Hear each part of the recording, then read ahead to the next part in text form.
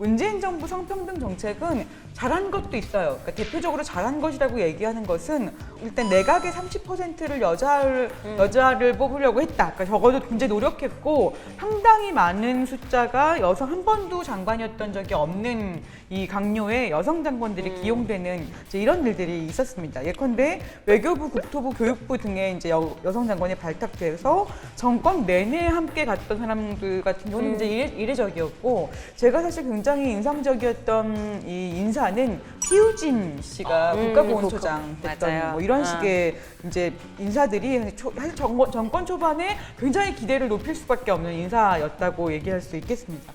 이 각각의 여성 장관들의 공과에 대해서는 여러 이견이 있겠지만 사실은 분명히 여성 강요들이 30% 이상 혹은 그 정도로 수치를 가지려고 한 것 자체는 굉장히 중요한 저는 공이라고 평가받을 만한 이것들이 어쨌든 공약사항으로 얘기됐던 걸 지킨다라고 하는 면에서 더 이제 좀 중요한 의미가 있었다는 생각이 들고요.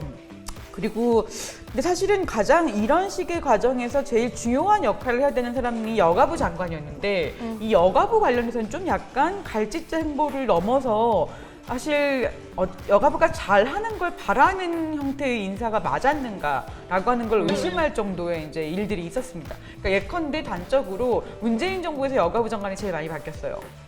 그러니까 탁현민 반대하면 쫓겨나고 뭐 그렇죠, 이런 식이었던 거죠. 그러니까 사실 문재인 정부가 성평등 관련해서 가장 대중 여성들의 요구가 집중됐던 시기이기도 했고 사회가 말하는 소위 젠더 갈등이라고 하는 프레임으로 해결돼야 될 문제가 산적해 있는 상황이었는데 그 상황에서 여가부 장관이 네 명이나 이제 있었다 이렇게 많이 바뀌었다라고 하는 것 자체가 사실은 여가부 장관이라고 하는 자리를 뭐라고 생각했는가를 볼 수 있는 일이 아닐 수 없습니다. 게다가 문재인 정부가 다른 정부에 비해서 장관을 잘 안 바꿨거든요. 그런데 여가부 장관을 유난히 많이 바꾼 거예요. 이게 문제였던 거죠. 그러면 여러분들이 기억하시겠지만 4명의 여가부 장관이 있었습니다. 첫 번째는 정현백 장관이었고 정현백 장관은 사실은 뭐 시민사회 여성계 뭐 학계할 것 없이 두루 신망이 있으신 분이었고 그렇기 때문에 사실은 뭐 될 만한 분이 됐다라고 하는 식의 얘기가 있었는데 초반에 정현백 장관이 탁현민 행정관의 여성 혐오가 가득한 언설들을 비판을 공식적으로 하고 자기가 말하겠다 이제 이런 얘기들을 했는데 사실은 이 여가부 장관의 얘기가 먹힌 게 아니라 여가부 장관이 감히 이 대통령 인사권을 침해한다 이런 식으로 이제 여론이 만들어지면서 오히려 그 여론 자장 안에서는 입지가 좁아지는 계기가 됐었던 것 같아요. 그래서 사실은 여가부 장관이 굉장히 큰 역할과 어떤 힘을 받아야 될 자리에 이 탁현민 행정관 지키느라고 여가부 장관의 이 위상을 사실은 흔들게 되는 그런 일들이 생겨나게 됩니다. 게다가 사실 정현백 장관이 두루 굉장한 전문성을 가지고 있지만 사실 가장 취약한 부분 중에 하나가 여성에 대한 폭력 분야예요. 근데 마침 그때가 여성에 대한 폭력과 관련된 이슈가 사실 굉장히 많이 터졌던 때였습니다. 뭐 땡땡땡네 성폭력 관련된 문제 제기, 강남역 살인 사건부터 시작해서 이제 디지털 성폭력에 대한 문제 제기에 이르기까지 해화역 시위가 그때 있기도 했죠. 이런 것까지 사실은 정현백 장관이 조금 더 이 업무와 관련된 것을 이해하고 이것을 좀 끌어가게 된 시간이 필요했던 단계였는데 그때 확 갈리게 되는데 그때 두 번째로 등장했던 게 진선미 장관입니다. 사실 진선미 장관이 그러니까 결정됐다고 했을 때 좀 기대했어요. 왜냐하면 이 당시에 더불어민주당 내에서 진선미 장관이 말하자면 핵심 주류층 중에 한 명이었거든요. 그러니까 힘이 좀 세고 영향력이 있는 당내 주류 인사가 여가부 장관이 된다는 것. 그러니까 외부에 있는 학계 인사나 여성계에서 온 게 아니라 사실은 민주당 안에 있는 거물급 인사가 여가부 장관이 된다는 것 자체가 여가부가 가지고 있는 어떤 위상을 높이는데 기여를 할 것이다라고 하는 기대들을 모두 다 어떤 식의 정치력을 발휘할 거라고 기대했던 것 같아요. 네. 그런데 결과적으로 진선미 장관의 행보는 조용한 행보 그 자체 아무것도 하지 않음으로써 아무로써 버티는 어떤 진짜 놀라웠습니다. 사실 저는 제일 실망했던 사람이기도 하고 제일 놀라웠던 사람이기도 하고 이게 진선미 장관 개인의 의지라기보다는 청와대의 의지라고 생각할 수밖에 없었던 거죠. 그러니까 왜냐하면 사실은 예컨대 진선미 장관이 여가부 장관을 할 때 낙태죄 폐지와 관련되어 있는 여러 가지 사실은 이제 사건들도 있었고 되게 중요하게 정부에서 어떤 의사를 내야 되고 이런 상황이었는데 예를 들면 국가인권위가 공식적으로 낙태죄 폐지 의견과 관련된 공식 어떤 문서들을 내요. 하지만 여가부가 내긴 하는데 몰래 냅니다. 그러니까 공개하지 않아요. 이런 식으로 이건 뭐냐면 여가부한테 조용히 있어라라고 얘기한 거죠. 사실 진선미 장관 된다고 했을 때뭐 동반자법이라든지 그러게요. 차별금지법이라든지 이런 식으로 좀 나갈 줄 알았는데 이걸 나가기는커녕 원래 아무것도 해야 하지 되는 않죠. 일조차도 그렇게 숨어서 했다. 이게 좀 충격적이었습니다. 그러니까 아무것도 안 한 게 아니라 숨어서 했어요. 숨어서 했어요. 그러니까 사실 그러니까 그건 왜 그랬냐? 누가 그러면 숨으라고 했겠냐? 당연히 청와대에서 숨으라고 했을 것이다. 조용한 여가부를 원했다. 저는 그렇게 생각을 합니다. 그리고 난 다음에 사실은 이제 진선미 장관이 총선을 출마하겠다고 이제 그만두고 난 다음에 들어왔던 장관이 진짜 큰 문제적 인사였는데 이정옥 장관입니다. 이 이정옥 장관이 저질렀던 모든 일들이 지금 국힘에서 여가부를 폐지해야 된다라고 하는 근거로 사용하고 있는 일들이기도 합니다. 그러니까 성폭력 피해자들에 대한 제대로 된 지원을 안 하거나 아니면 굉장히 문제적인 발언을 하거나 아니면 여가부의 기본 정책 방향을 다 흔드는 형태의 의사결정을 한 것이 다 이정옥 장관 시절이었거든요. 근데 놀랍게도 이정옥 장관이 제일 오래 했습니다.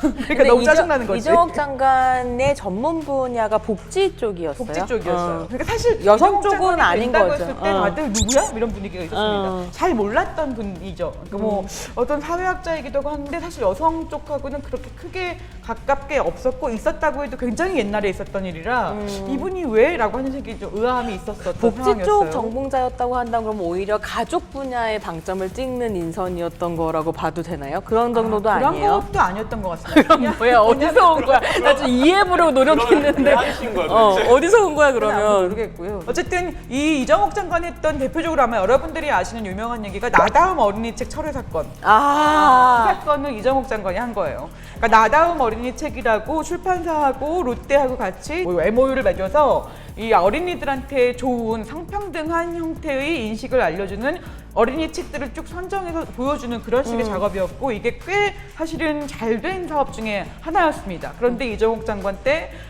하태경부터 시작해서 국힘에서 이 나다움 어린이 책 안에 예를 들면 성소수자 얘기가 있다거나 뭐 성별 고정관념 얘기가 이거 뭐가 문제라는 거지? 근데 그런 것들이 어린이들한테 좋지 않은 영향을 끼칠 수 있다 이런 식의 이제 문제 제기를 하는 바람에 문제 제기를 받은 책 중에 그러니까 그런 것도 있었어요. 남자와 여자 성기가 결합해서 어떻게 임신하게 되는가를 그림으로 표현한 것도 맞아요. 이 음란하다. 북유럽에서 사실 그림책들 대부분이 굉장히 노골적으로 그리고 현실적으로 이 부모의 성관계라고 하는 것들을 뭐 황새가 물어왔다 더 이상 그렇게 얘기하지 말자 이렇게 얘기해서 만들어주는 성교육 이런 성교육을 황새가 물어왔다 어떻게 나온 지 몇십 년 된 그런 그림책이 문제가 있다라고 문제 제기를 했으면 여가부 장관은 그게 무슨 문제냐 전 세계에서 성평등 그림책으로 아주 오랫동안 사랑받고 있는 그림책이다 이렇게 얘기해야 되는데 그 책은 거의 뭐 70년대에 맞아요. 나왔던 책이었어. 네. 문제제기 받은 책. 근데 이게 철회해버렸죠. 그러니까 이게 이제 이런 것들이 그냥 대표적인 사건들 중 하나입니다. 그러니까 거의 사실은 제대로 한 게 없고, 근데 이때 당시에 이정옥 장관 시절이 어떤 시절이었냐면 미투 운동 이후에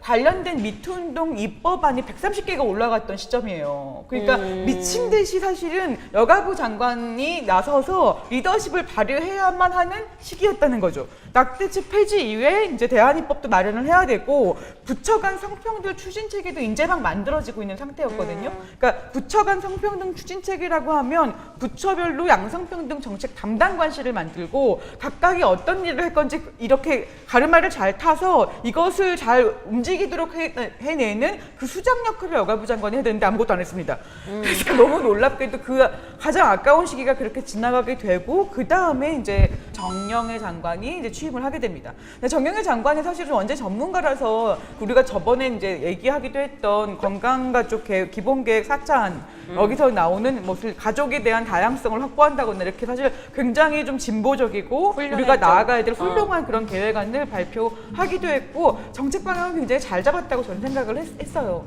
근데 한편 좀 아쉬운 것은 이 정영애 장관 시절에 지금까지도 계속 여가부 폐지라는 얘기가 이제 나오고 있는데 여가부에서는 조금 더 공격적으로 여가부가 왜 있어야 되는지에 대한 얘기를 했어야 되는 게 아닌가 진짜 이런 생각이 있습니다. 아무런 정치력을 발휘하지 않았다. 그렇죠. 정치력을 발휘해야 될 시기에 왜 정치력을 발휘하지 않고 행정력을 발휘하고 있는가와 행정력을 발휘해야 되는데 엉뚱하게 정치를 하시냐 이런 일들이 이제 문재인 정부 내내 이제 여가부의 문제였습니다.